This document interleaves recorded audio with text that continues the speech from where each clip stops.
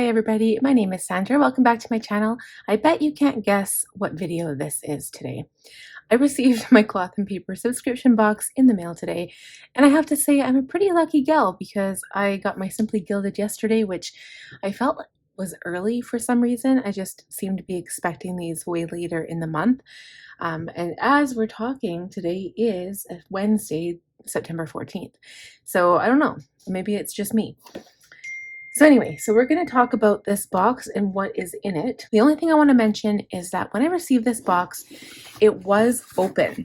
So the tape had been cut, and that could have been when it came through on customs. I don't know for sure, but it was open. So I'm going to open it up and we're going to go through everything together. I have not touched it yet. I do not know what the pens look like. And I know that I'm going to like this box because I'm pretty sure this is the August box, and it is the one with the theme of reading. So if you guys don't know, I personally am an avid reader. I have read thousands and thousands of books in my lifetime. And since my decluttering process, I started kind of like minimalizing, I suppose. I'm doing Swedish death cleaning last year, and I have donated boxes and boxes of Rubbermaid containers of books, and I did sell some at my garage sale. So I've only kept the ones that are like my absolute diehard favorites that I will never part with in a million years. And yeah, that's enough to be said there. So it says edition. This is the Penspiration kit. So let's take a look and see what kind of pens we have. So now the one thing that I don't like when I watch the cloth and paper unboxing on the main channel, I want to see what the pens write like. But the best way to do that is to do a pen test. So that's what we're going to do. Usually when I get these pens, I find that they're usually 0.5 millimeter, which is fine. I like different pens for different things. So writing in my actual journals, like my everyday journal, I prefer this blue Bic Velocity. It cannot be black ink. I hate black ballpoint ink. There's something about it that drives me absolutely crazy. Has to be blue or a different color. Cannot be black. But that's for my everyday journaling. When it comes to my bullet journal, I like to use black liquid ink, and I usually use like a 0.7. Sometimes I use a 1 millimeter. But when it comes to my Franklin, I have been getting used to writing with a 0.5. So sometimes I switch out these pens to write in my Franklin planner.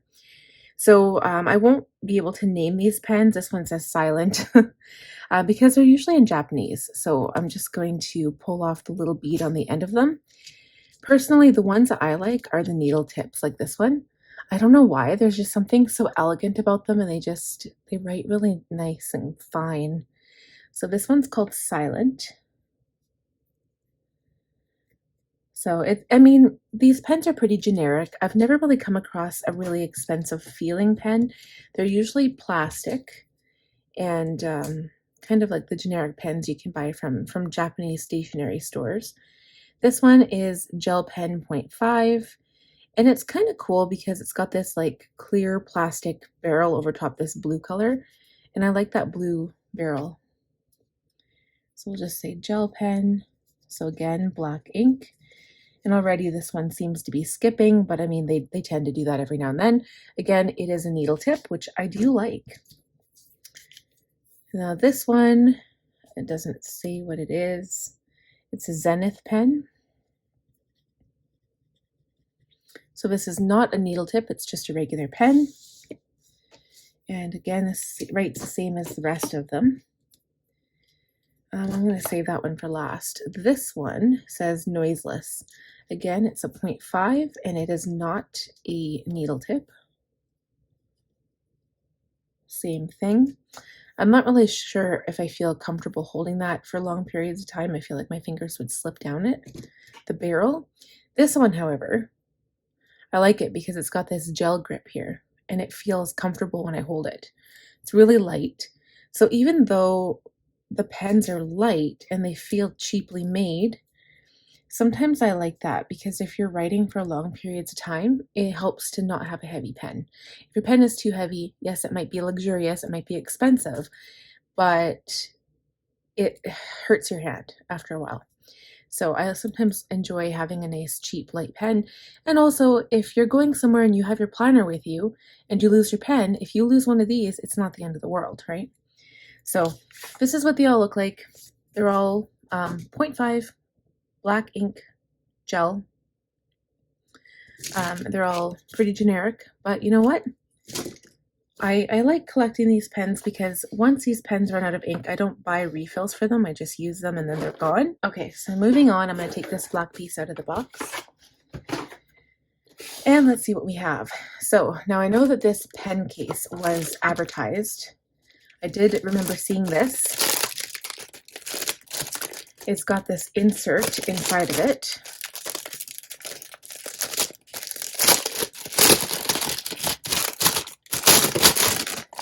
Now, I don't really know how I feel about the insert, but I do like, it says everyday carry all. I do like the plastic case because I'm planning on putting some of my stationery items in there, like all of these notes and I'm getting this huge collection from Cloth and Paper. So this will come in handy for that. But this little part right here, I don't know if this is worth my time to hold on to because it has enough room for pens and stuff. But honestly, I'm happy with my pen case, what I have right now. So I think personally, I would just keep that out of there, maybe get rid of this part and just use this part for storage for all of my sticky notes that I have because I'm getting quite a few and it's nice to have some extra storage for Cloth and Paper items. So I do appreciate these clear packages when they come. Okay, so we'll open up these sticky notes. They're the duo sticky notes. Half is blank, half is graph. I do appreciate a good sticky note as well. So they're just plain matte white paper. There's 50 sheets here. And honestly, I guess you could use them as a tracker, but there are only 5 days. So you'd have to either put your weekend here or add it on this side. Or you could just use it for notes. I mean, it doesn't have to be a tracker, but that seems like the most likely use out of it. You could be like a daily tracker. You just put it on your daily page. I would use that on my Franklin planner. Okay, the next one is these read sticky notes, page log. Now, read by page number. See, I guess I would use that as a bookmark, or I mean, if you were in school, these would be handy. I would totally use these. Maybe not the thoughts section so much, but I would definitely use this for like homework assignments. So if I had assigned reading, I could put this in my planner and then put the date when you have to read it by. You know, you can put the page number or whatever if you're doing some study time or something. That would be really handy. For myself, I actually just read mostly fiction. I am reading some nonfiction books, but I don't really study them per se. I just read them for the knowledge and to retain the information. So I don't know if I would use these, but I mean, it doesn't hurt. I could always pop it in my planner and just do one a week or something like that. Okay, so then these cute little sticky notes, I do kind of like these. Even if it's just for the appearance sake, I wouldn't use them in my books, but they are cute. So they're Luxe Page Flags, Palette Volume 1E, set of 3, and they're transparent. I was hoping that they would be. So I think these are super cute. And I don't know why, they just like tickle my fancy and I really like them. Like, I like the shape of them. I like the feel of them. They're nice, soft, textured, smooth paper. And I would probably use these all the time. Like, I'm not gonna lie, I really like these. Okay, so this is also something I'm interested in. So I'm gonna go back to that paper that we had with the pen swatches.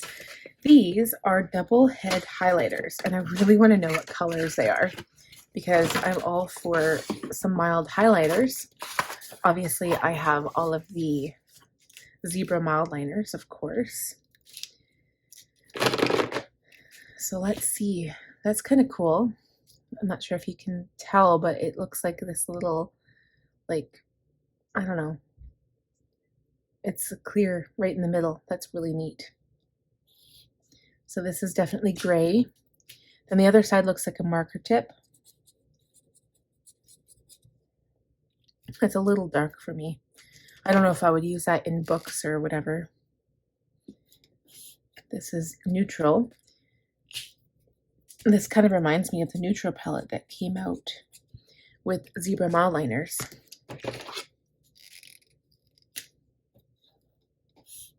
Oh, that's a pretty blue. I'll show you guys a close-up as soon as I'm done here. The shape of these is very interesting. So this is a cool gray, kind of almost a greeny gray. I'm really liking these colors. That's purple, my favorite color, of course. I like that. And then the last one, oh, it looks almost like a charcoal. Very nice. So the only thing that bugs me, I love that they're like very neutral and they are mild. The only thing that bugs me is that you can't really tell what color they are, right? They're all like, it doesn't show the color on the barrel. Well, it might. Let's see. Again, it's all in Japanese. Can't read it. Japanese or Chinese. So yeah, I can't tell what color they are. So I would have to just go in and use a generic color or test them before I use them, and then have that one color on me all the time. But I like the aesthetic of them. If the only thing is, I would like to be able to see the color on the outside, right? Like if I had a little marker or something right here. But I like the general aesthetic of them. They're very clean. And yeah, they remind me of the zebra mildliners quite a bit. So, okay. Actually, just out of curiosity's sake, I'm just going to compare the purple with that one purple and see if how similar it is here. So the zebra one is a little bit lighter. Here's the zebra color, and my marker tip of mine is probably worn out, so that's why it's quite big. But I've used mine for probably 3 or 4 years now. But yeah. I mean, very, very similar. I like that color though. Okay. So I'm pleasantly surprised by those. I just wish they had some kind of marker on them.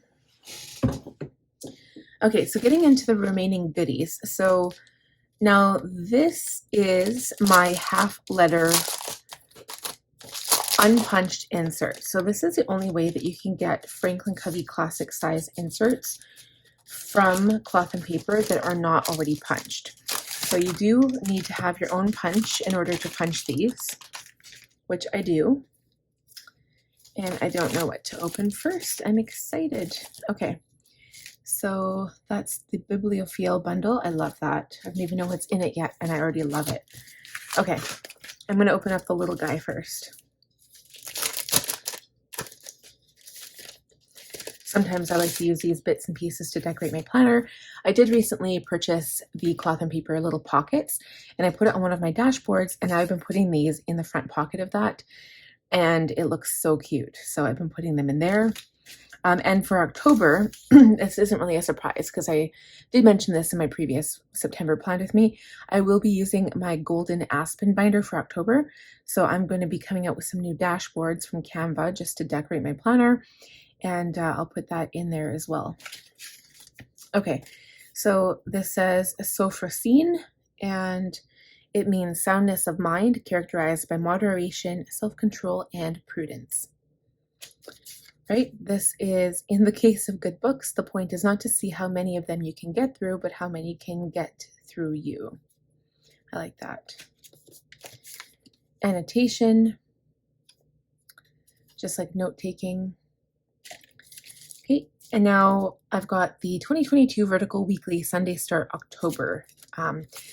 As you guys might know, if you watch my planning videos, I tend to shy away from these because they're already dated. And I use my Franklin Covey inserts. I have weekly inserts I use from Teresa Collins and Franklin Covey, and these just seem to get wasted. I was going to use my September one for my work planner or just for additional notes, and I ended up not even touching it. So when that happens, what I do is I keep this sheet here because it's just a notes page on the back, because I love this black and white pattern with the flowers. So I keep that, and I do punch these and put them in my planner for that week. And if I don't use them, I don't use them. I just keep them in my planner. Let's open up the dashboards. Usually in these cloth and paper hauls, the dashboards are honestly my favorite part. So this is novella. The setting lines are, the lines between fiction and reality are fluid, setting our deepest inspirations into fruition. That's pretty. I'll probably use that for October. Well, I might put it in my planner now, we'll see. I really do like that, and I don't know where I would punch it. Maybe on this side here. And then this just says novella. So it's like a little bookmark you could put at the front of your planner if you wanted to, or you could use it as a bookmark too. Okay, last but not least is the Bibliophile Bundle. So let's see what is in this goodness.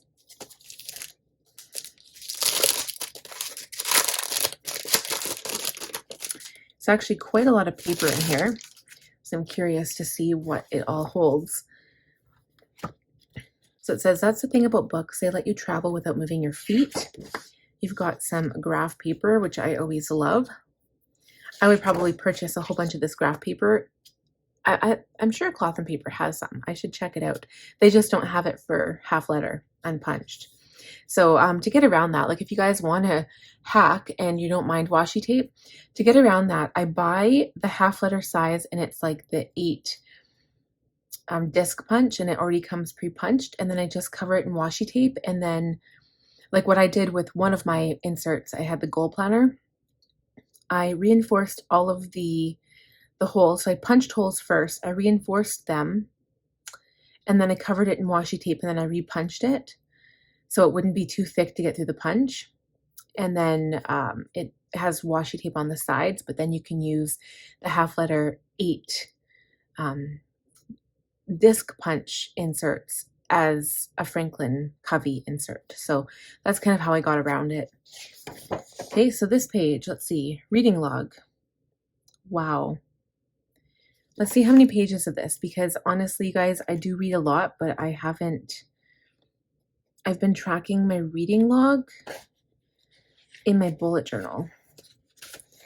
Okay, so it looks like just that one page. Okay, not bad. So what I would probably use this for is a goal. So it gives you up to 60 books. I would use this probably starting 2023. And this would be like one of my goals, to read 60 books from January 2023 to December. And then I could track it on here. And then you've got some more note paper. And then here it says monthly reads. So then, okay, yeah, so this is exactly what I would use this for. So this has January to December, and you can write the number of books. You can write the titles down. Okay, another graph paper, and it says book log. So then this is basically just to write down a review of the book. I mean, that's kind of a good idea, I guess, right? And then you have lots of note paper, so you've got the whole other side for graph paper. And does it give you 60? I wonder. Should I count them? I don't think it gives you 60 because it has an index here. What's this? Book log. Okay, so yeah, I don't think you get, there's not that many there. An index. Moment.